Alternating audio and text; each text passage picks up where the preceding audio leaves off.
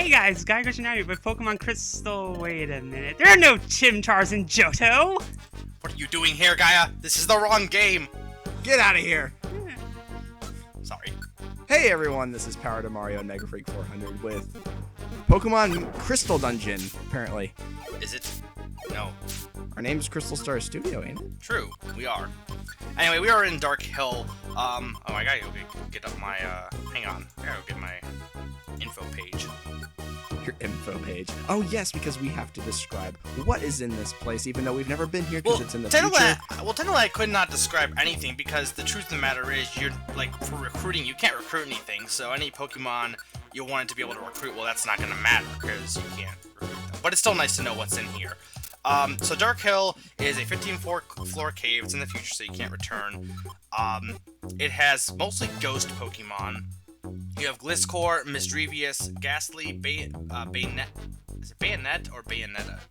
Banette. Banette, okay. Banette, Claydol, Haunter, Dusclops, and Gengar. Yes, So- this is where all creepypastas ever made come to life. Hey, I like Gengar. He's a pretty cool fella.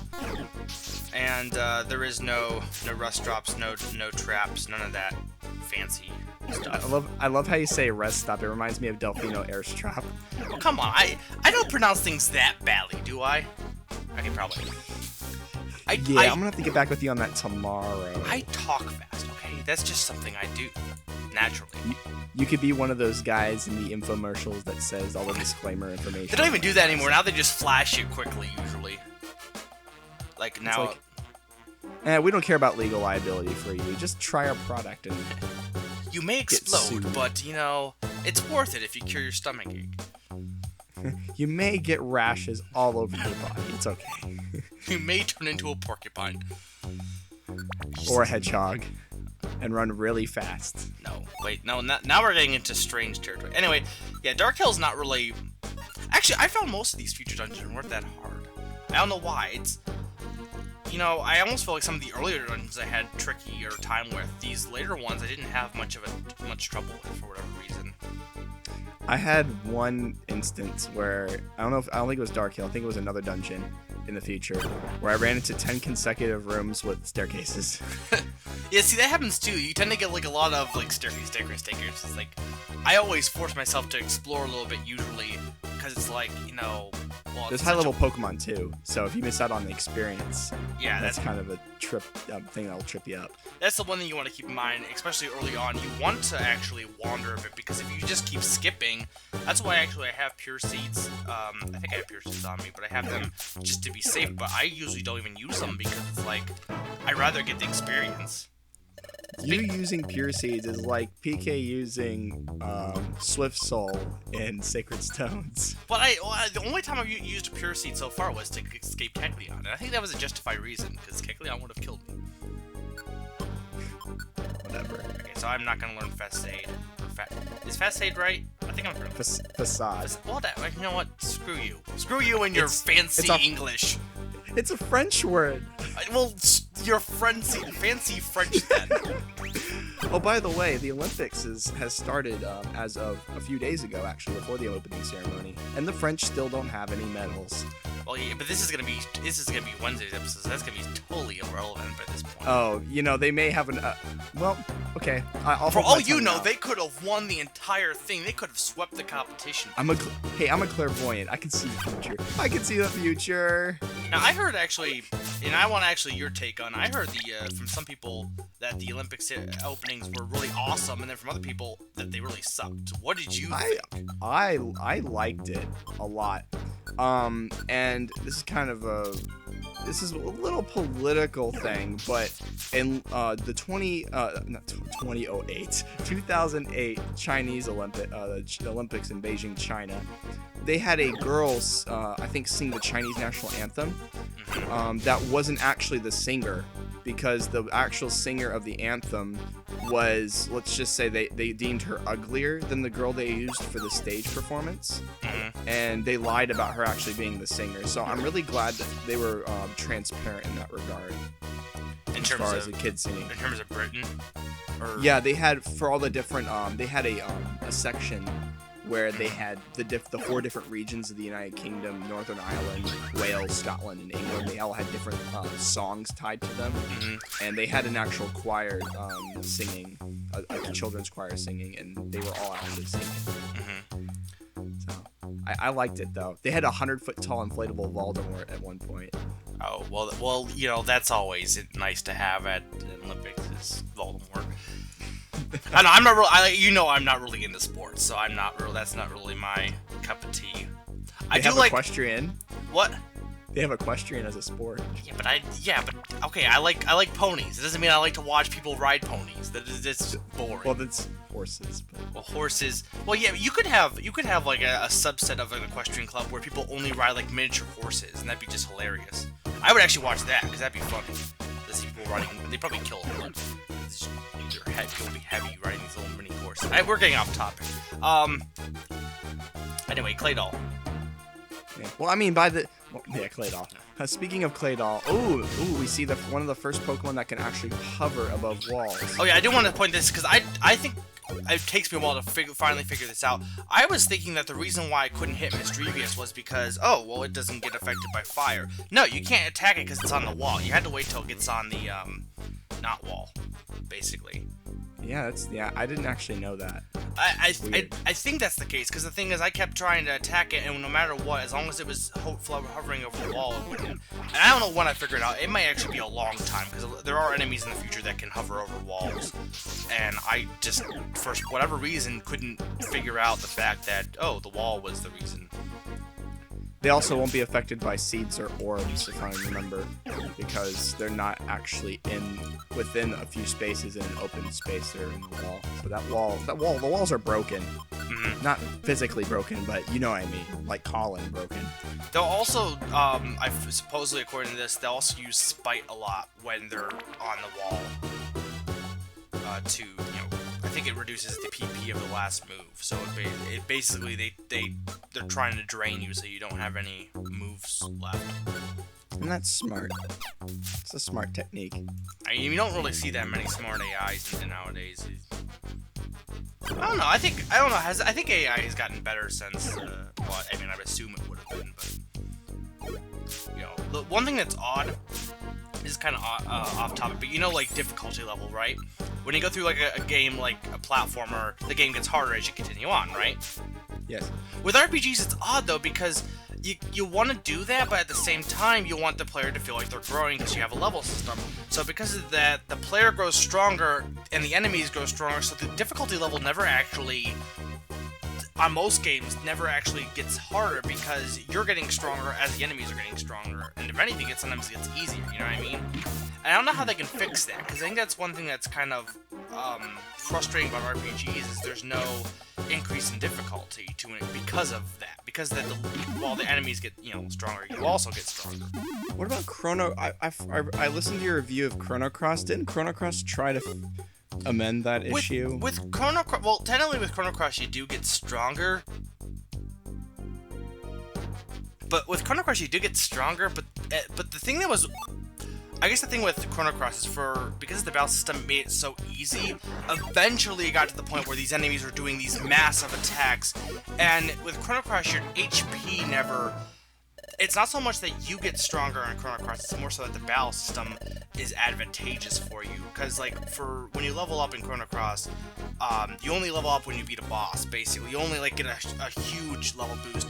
And when you're fighting normal enemies, the people in your party will sometimes get slightly boosted, like HP or stuff. But for the most part, it's only the boss battles that increase your, stats.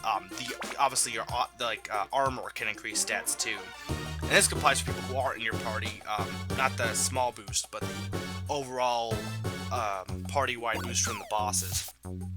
But basically, I guess the issue is, Chrono Cross, it kind of happens because you don't really get stronger by leveling up as much, more so, like I said, the battle system is advantageous to you.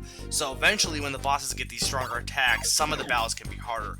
A lot of them, though, even the later battles, it's like, the bosses just, either the AI isn't that good, or it doesn't seem like they try as hard to make it challenging.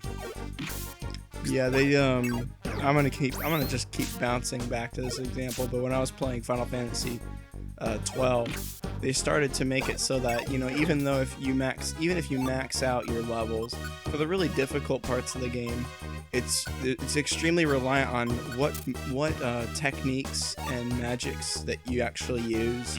And for 13, with the paradigm shift thing, you have to constantly be on watch that you keep your buffs up, that you debuff your enemies, and you continuously switch what types of basically jobs your party has during the battles. You always have to keep your attention focused.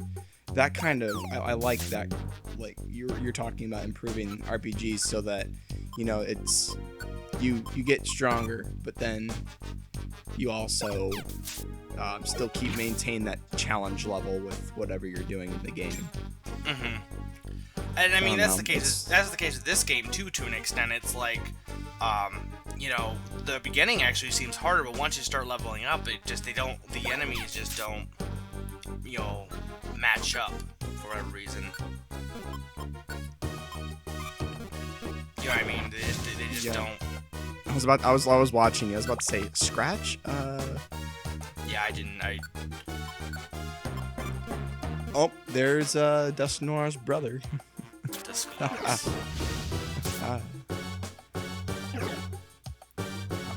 So speaking of Dusclops, they should make a game for the Olympics with Mario in it. Should they? And no Sonic. I don't really see the reasons of making those kind of games where you promote something in real life. I feel like games should be kind of self-contained. Like, obviously you have stuff like, you know, back in the day you had like the McDonald's NES game and stuff, but I feel like, no, you should just, you know, make a game to be a game. Yeah, kind of like Call of Duty promotes. Well, military. no, not so much that. I'm talking about, like, okay, the Olympics. When, like, later down the line, who's going to care about Mario and Sonic at the Summer Olympic Games for the Beijing Games? That's, like, it's not going to be relevant at that point. Whereas, like, Call of Duty, that's kind of, I guess to an extent, that's like a history type thing, because they're focusing on historic events. Oh, well... Well, I mean... It depends. The older Call of Duties, maybe, but the modern ones kind of stretch... Definitely Modern Warfare 1 stretched the truth a little bit, but Modern Warfare 2 and 3, they created their own futures. Like, it's constant combat in the future. Like, we're not going to get out of any armed conflict at all, so they made their own little story. For that, yeah, that wouldn't apply. But for the older ones, perhaps, like Call of Duty 2 would be a nice, like, dramatization of past history. Anyway, Pokemon. You've asked me, like, every few weeks, like, did you get Conquest yet? No, I haven't gotten Conquest. Did you finally get Conquest? No, I did not get it. I've heard nothing but good things about that game, though.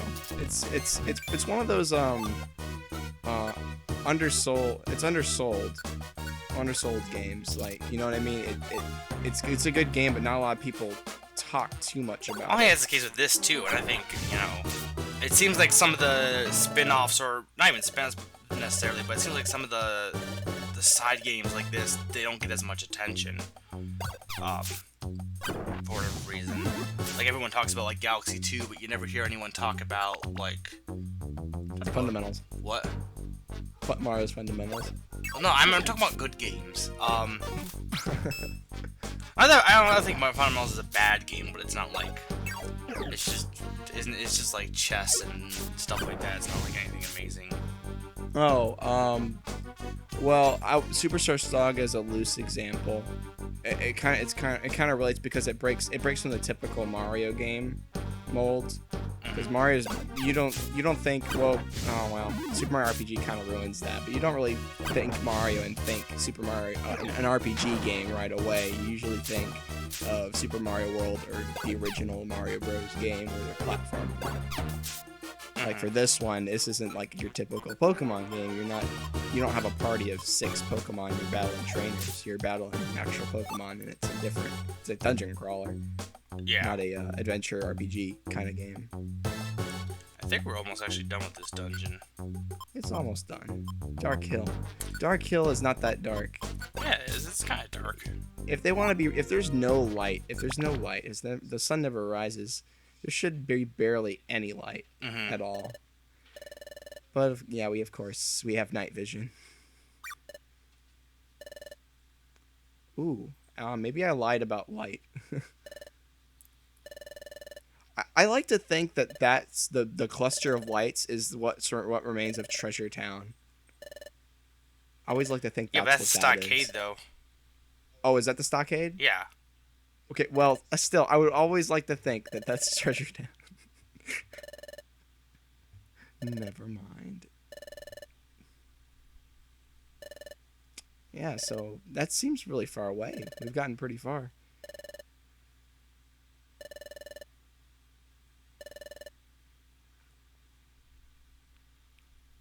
Buck up, PTM. It's okay. No, it's not. Everything's horrible.